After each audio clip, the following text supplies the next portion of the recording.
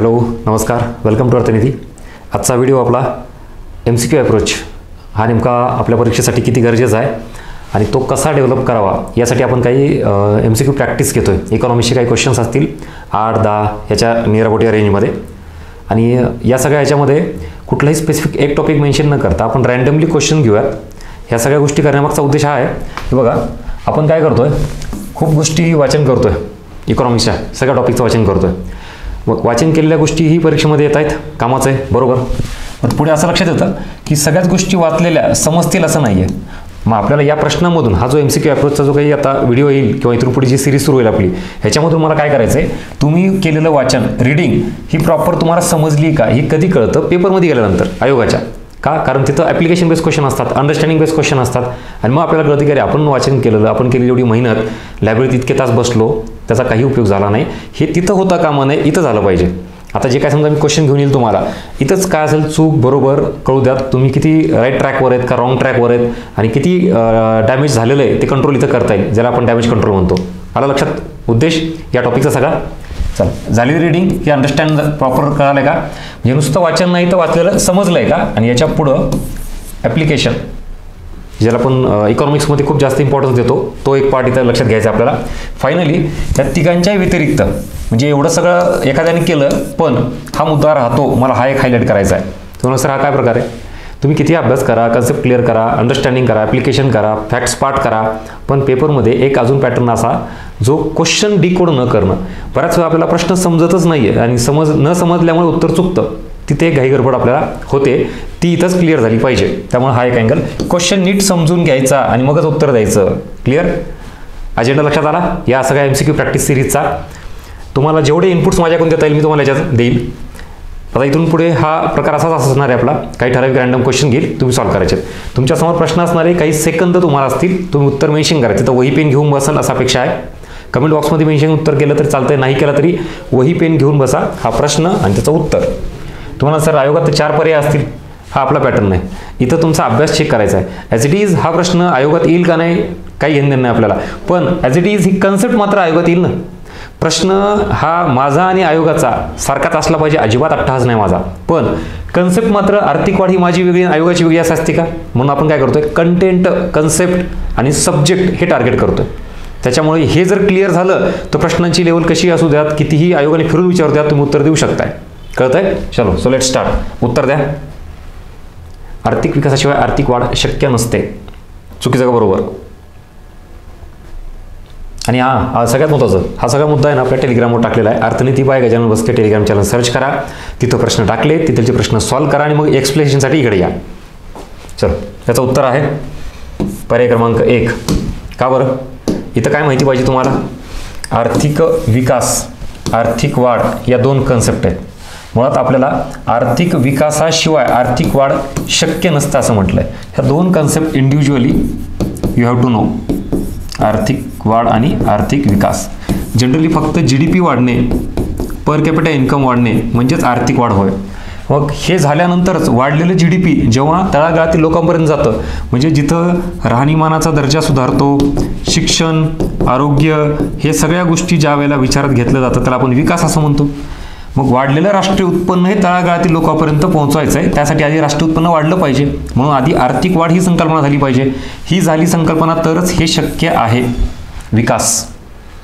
मग इथं विचारलंय काय, आर्थिक विकासाशिवाय आर्थिक वाढ शक्य नसते. ॲक्च्युली जर आपल्याला हे विकास करायचा असेल तर वाढ गरजेची आहे, पण नुसती वाढ करायची असेल तर विकास गरजेचा नाही, हे बेसिक कळायला पाहिजे. मुळात कन्फ्युजन हेच सगळ्यांना आहे की कशाशिवाय काय शक्य असते, कशाशिवाय काय शक्य नसते, हेच कन्फ्युजन घेऊन परीक्षेत जातो. ते इथंच क्लिअर झालं पाहिजे. त्यासाठी बेसिक अंडरस्टँडिंग बिटवीन 2 कन्सेप्ट. ही इंडिव्हिज्युअल कन्सेप्ट आहे, लक्षात ठेवा. आय रिपीट, नीट सांगतो आता. आर्थिक वाढ होण्यासाठी आर्थिक विकासाची गरज नसते, म्हणजेच आर्थिक विकासाशिवाय आर्थिक वाढ शक्य असते.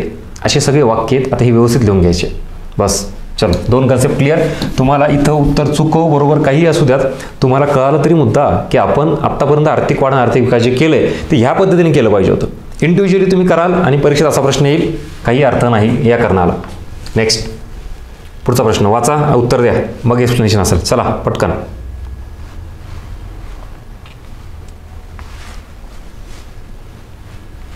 इथं कराचा दर आणि सरकारला त्यामधून मिळणारा कर महसूल म्हणजेच उत्पन्न, असा दोघांचा संबंध दर्शवलेला आहे. असं दोघांचा संबंध दर्शवणारी कुठली संकल्पना आहे? मग आपल्याला सगळ्या वक्ररेषा एकत्रच विचारले जातात. या क्वेश्चनवरून मला तुम्हाला एक मेसेज द्यायचा आहे की तुम्ही लॅफोर वक्ररेषा करा, लॉरेंज वक्ररेषा करा, किंवा फिलिप्स वक्ररेषा करा, किंवा कुझनिट्स वक्ररेषा करा. हे सगळे आपण इंडिव्हिज्युअली ओळखीचे असतात, वाचतात, पण क्लिअर कट चारीच्या चारी आत्ता जे मी उल्लेख केले होते कशा संबंधित आहे सांगता येतं का? ऑप्शनची काय गरज आहे? कन्सेप्ट येत नाही, कन्सेप्ट इथे डोक्यातच असल्या पाहिजेत. इव्हन बेसिक आहेत, मी बेसिक कन्सेप्ट असू द्या, फॅक्ट्स असू द्या, तुम्हाला हे सांगतो मी की ऑप्शनची गरज नसली पाहिजे. काय आहे इथं सगळं गेलं तर हे लॅफर वक्ररेषा हेच उत्तर. मग इथं फिलिप्स वक्ररेषा कशा संदर्भात आहे? चला सांगा. मी सांगणार नाही, मी सगळ्याच गोष्टी डिकोड करणार नाही, तुम्हाला क्वेश्चनिंग करेल. मी नेहमी सांगतोय सतत क्वेश्चन रेज करणार आहे तुम्हाला. का? तुम्ही अभ्यास केलाय ना, येऊ द्या नाही ते चेक करा ना. आपल्याकडे आलेल्या अर्थनीतीच्या पॅटर्नमध्ये एक लक्षात ठेवा, मी तुम्हाला सक्षम करतोय, एम्पॉवर करतोय. रेडीमेड फीड असं काहीतरी आहे इथं समोर दिलंय, मी तर लिहून आणलं असतं. हे कशासाठी, हे कशासाठी? अजिबात नाही. बघा ना, तुम्ही सर्च करा, बघा, परत पुस्तकं काढा, आपलं इकॉनॉमिक्स गाईड जे आहे त्याच्यात काढा, बघा, तुम्हाला लक्षात येईल की हे कशासाठी येते. हेच तुमचं इथून पुढचं काम असणार आहे. रेडीमेड सगळं आत्तापर्यंत आपल्याला भेटल्या गेलं आहे, म्हणूनच आपण दुर्लक्षित केलं गेलं. तुम्ही स्वतः तुमचं काम केलं पाहिजे. चला, एक प्रश्न आहे आणि तर तुम्हाला सांगितलं हा जो काही घटक आहे सगळा, कराचा दर आणि कराचं महसूल कशाबद्दल आहे? लॅफर वक्ररेषेबद्दल आहे. पुढं खाली कोणता घटक जन्मदर कमी करण्यासाठी कारणीभूत ठरत नाही? ह्याला नेमकं काय म्हणायचं हेच कळत नाही आपल्याला. इथं काय आहे? जन्मदर कमी करण्यासंदर्भात कुठला घटक कारणीभूत नाही असं म्हटलंय हे. म्हणून मी इथं एक सांगितलं होतं तुम्हाला, हा वाला मुद्दा हे इथं क्वेश्चन अंडरस्टँडिंग हे प्रॉपर करायला शिका. ह्यांना काय म्हणायचं आहे आधी हे नीट शिकायचं, बरोबर उत्तरापर्यंत तुम्ही जाऊ शकता. जन्मदर कमी आपल्याला करायचा आहे, मग ह्याच्यासाठी कुठला घटक कारणीभूत आहे असं जर म्हटलं तर काय सांगाल? जन्मदर कमी करण्यासाठी तुम्हाला एज्युकेशन, शिक्षण हा एक घटक महत्त्वाचा आहे. त्याच्यानंतर आर्थिक प्रगती, बिलकुल. एखादा देश आहे, एज्युकेशन वाढलं, शिक्षण वाढलं, आरोग्याचा दर्जा वाढतो, म्हणून तो देश आर्थिक प्रगती करतो. आर्थिक प्रगती म्हणजेच ह्याला आपण विकसित अवस्था म्हणतो. मग विकसित देश किंवा विकसित अवस्थेमध्ये जन्मदर काय असतो? कमी असतो ना. मग हाही घटक त्याला कारणीभूत आहे. त्याच्यानंतर आता विकसित देश झाला म्हणजे ऑब्व्हियसली आर्थिक प्रगती झाली म्हणजे याचा अर्थ त्या देशामध्ये शहरीकरणाचं प्रमाण जास्त आहे, किंवा शहरीकरणाचा संबंधच मुळात आर्थिक प्रगतीशी जोडला जातो. तिथं हे शहरीकरणामध्ये तुम्ही बघताय एज्युकेशनचा फॅक्टर हा फार मोठा असतो, असा त्याचा संबंध लावलाय. म्हणजे हा सुद्धा घटक येतो कशामध्ये? जन्मदर कमी करण्यामध्ये. पण प्रश्न काय विचारलाय? कुठला घटक कारणीभूत नाही जन्मदर कमी करण्यामध्ये? तर इथं निरक्षरता. ॲक्च्युली निरक्षरतेमुळे जन्मदर वाढतो, कमी होत नाही. इथं शब्द तुम्हाला साक्षरता असला असता तर मग वेगळी गोष्ट. इथं काय? निरक्षरता. आता लक्षात आलं? हेच म्हणायचं, यालाच क्वेश्चन डिकोडिंग किंवा प्रश्न नीट समजून घेणं, ऑप्शनवर नीट जाणं. अशा लेवलला परीक्षेमध्ये एवढा विचार करायला आपल्याला वेळ नसतो. इथं आपली प्रॅक्टिस क्वेश्चन सेट आहे म्हणून मी व्यवस्थित सांगतोय, तुम्हाला डिकोड करून देतोय, ह्याचा काय अर्थ आहे, ह्याचा काय अर्थ आहे. पेपरमध्ये असं नाही आहे, हीच तर सवय लावायची. इथं या सगळ्या सिरीजमधून तुम्हाला प्रश्न वाचणं आणि पर्याय डिकोड करणं एकदम फास्ट जमलं पाहिजे. ह्यांना काय म्हणायचं ते पटकन बाजूला लिहायचं, गोल करायचं कीवर्ड्स आणि त्याचे ऑप्शन खेळत बसायचे. कळतंय काय चाललंय ते? इम्प्रूव्हमेंट होतीये का? नक्की मला या कंटेंटबाबत आणि ही सगळी सिरीज आहे ना याच्यावर तुमची फीडबॅक मेन्शन करा. मी मागच्या काही दिवसापासून तुम्ही बघत असाल छोटे छोटे व्हिडिओमधून किंवा मोठे व्हिडिओ असतील 2 तासाचे किंवा 10 मिनिटाचे, किंवा आता ही MCQ प्रॅक्टिस सिरीज सुरू केलेली आहे. सगळ्या बाजूनी इनपुट द्यायचा माझा प्रयत्न आहे तुम्हाला. तुम्ही फक्त याचा फायदा घ्या. म्हणजे असं नको व्हायला की सगळं हातात आहे आणि आपण काही केलं नाही आणि मग 2024 मध्ये ती चूक झाली जी मागच्या वर्षी केली होती. अजिबात असं नका करू. सो नक्की या आपल्या नवीन सिरीजबद्दल फीडबॅक मेन्शन करा. चला पुढं नेक्स्ट वाचा आणि उत्तर द्या. स्टेटमेंट आहेत.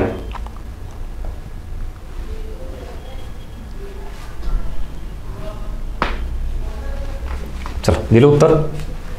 आता अचूक नसलेले विधान निवडा, म्हणजेच चूक असलेले. कन्सेप्ट निरपेक्ष सापेक्ष दारिद्र्य. इथं पण निरपेक्ष, इथं पण निरपेक्ष, इथंही निरपेक्ष दारिद्र्य हे ठराविक निकष ठरवून काढले जाते.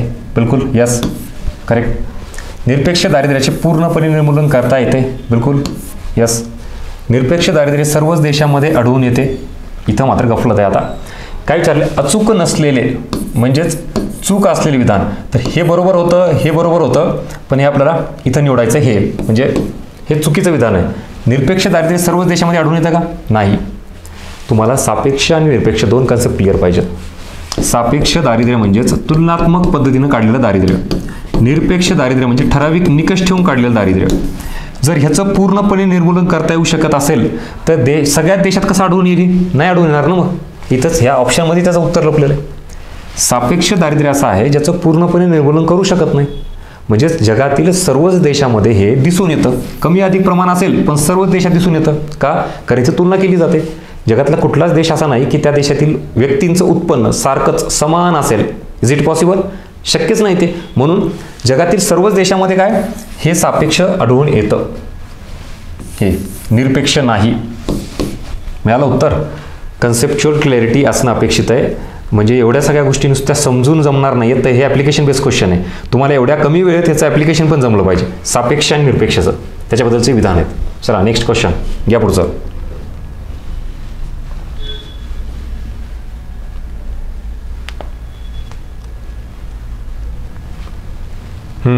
परत concept. Repo rate, reverse repo rate, bank rate.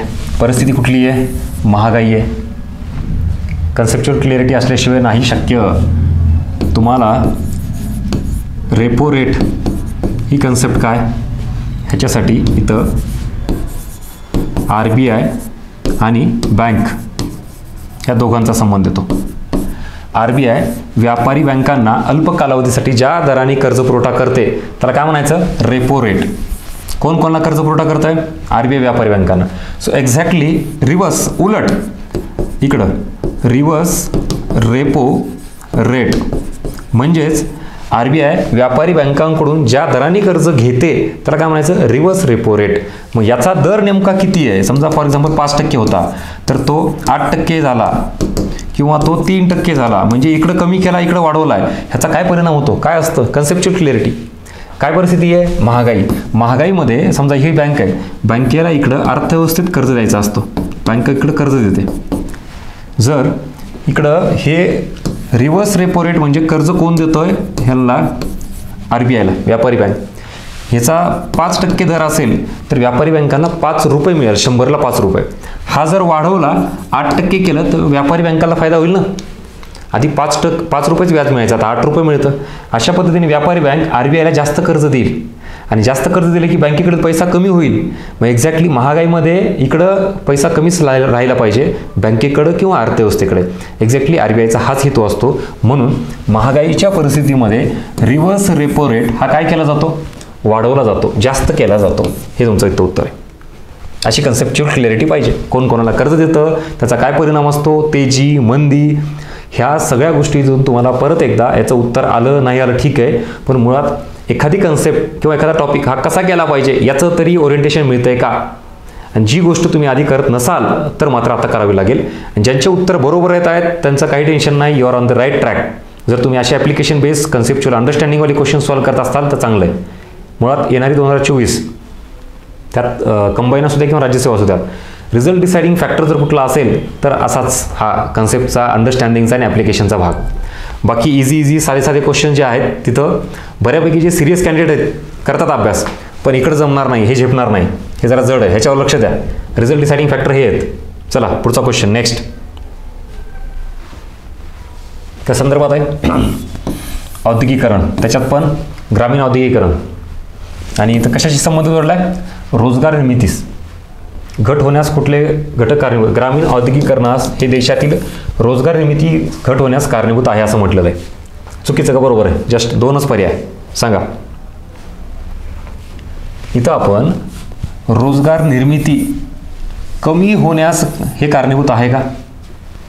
मुळात देशात जी काही बेरोजगारी निर्माण झाली आहे, विशेषतः ग्रामीण भागात जी बेरोजगारी निर्माण झाली आहे तिथं औद्योगिकरण नाही आहे म्हणून निर्माण झाली ना ती. इथं काय म्हणतंय? ग्रामीण औद्योगिकरण हे देशातील रोजगार निर्मितीमध्ये घट होण्यास कारणीभूत आहे का? नाही, उलट ह्याच्यामुळे काय होईल? वाढ होईल जर हे झालं तर. म्हणून हे विधान काय चुकीचं आहे. आत्ता जे इथं बघतोय आपण ग्रामीण भागामध्ये औद्योगिकरणाचं प्रमाण कमी आहे, ते वाढवायचं आहे का? कारण ते वाढवलं तर रोजगार निर्मिती होईल आणि बेरोजगारी कमी होईल. हे एवढे बेसिक अंडरस्टँडिंग आहे. आत्ता भारतामध्ये सध्या उद्योगाचं केंद्रीकरण झालेलं आहे. शहरीच भागामध्ये जास्त उद्योग आहेत, ग्रामीण भागात नाही आहेत. म्हणून तो तिथला ग्रामीण भागातील तरुण स्थलांतरित करून कुठे येतोय? शहरी भागामध्ये येतोय. चलो, संविधान हे चुकीचं आहे. नेक्स्ट आता परत ती कन्सेप्ट आर्थिक वाढ आर्थिक वृद्धी, तिथं दोघांची तुलना केली होती. इथं एक्झॅक्टली आर्थिक वाढ काय आहे, संरचनात्मक परिवर्तनाचा अभाव असतो का याच्यामध्ये, तो स्टेटमेंट इज करेक्ट, बरोबर आहे. का आर्थिक वाढ ही संकुचित संकल्पना आहे, संख्यात्मक संकल्पना आहे, एकांकी संकल्पना आहे. याच्यामध्ये पूर्ण देशाचं अर्थव्यवस्थेचं जे काही स्ट्रक्चर असतं, संरचना असतं, ह्याच्यात परिवर्तन म्हणजेच बदल, सकारात्मक बदल, ह्याचा अभाव असतो म्हणजेच होत नाही, म्हणजेच परिवर्तन नसतं, बदल नसतो. बिलकुल स्टेटमेंट इज करेक्ट आहे. कारण हे संरचनात्मक बदल किंवा परिवर्तन हे कुठल्या संकल्पनेमध्ये अपेक्षित आहे, आर्थिक विकास या संकल्पनेमध्ये अपेक्षित आहे. चला आता माझ्या सोबतच तुमचं हे रिव्हिजन पण झालं पाहिजे, तुम्ही काही गोष्टी सांगितल्या पाहिजे तिथं. नेक्स्ट पुढचा प्रश्न, LPG टॉपिकच्या संदर्भात जागतिकीकरण, ग्लोबलायझेशन ही कन्सेप्ट आहे. कोणत्या घटकावर प्रभाव दिसून येतो, मुळात ग्लोबलायझेशन माहिती पाहिजे.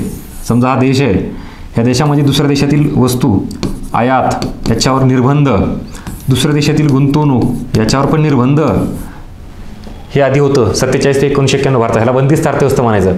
पण ज्या वेळेला आपण ग्लोबलायझेशन स्वीकारलं, जागतिकीकरण ही संकल्पना स्वीकारतो, तेव्हा दुसऱ्या देशातून येणारी वस्तू असेल, गुंतवणूक असेल, श्रम असेल किंवा टेक्नॉलॉजी तंत्रज्ञान असेल, भांडवल असेल, व्हॉटेवर, हे सगळं देशामध्ये ह्याला मुक्त प्रवाह असतो. म्हणजे ह्याचा इनफ्लो आणि आउटफ्लो हा आपण जेव्हा इझी करतो, ह्याच्यावरचे बंधन निर्बंध कमी करतो, दॅट इज कॉल्ड ॲज जागतिकीकरण.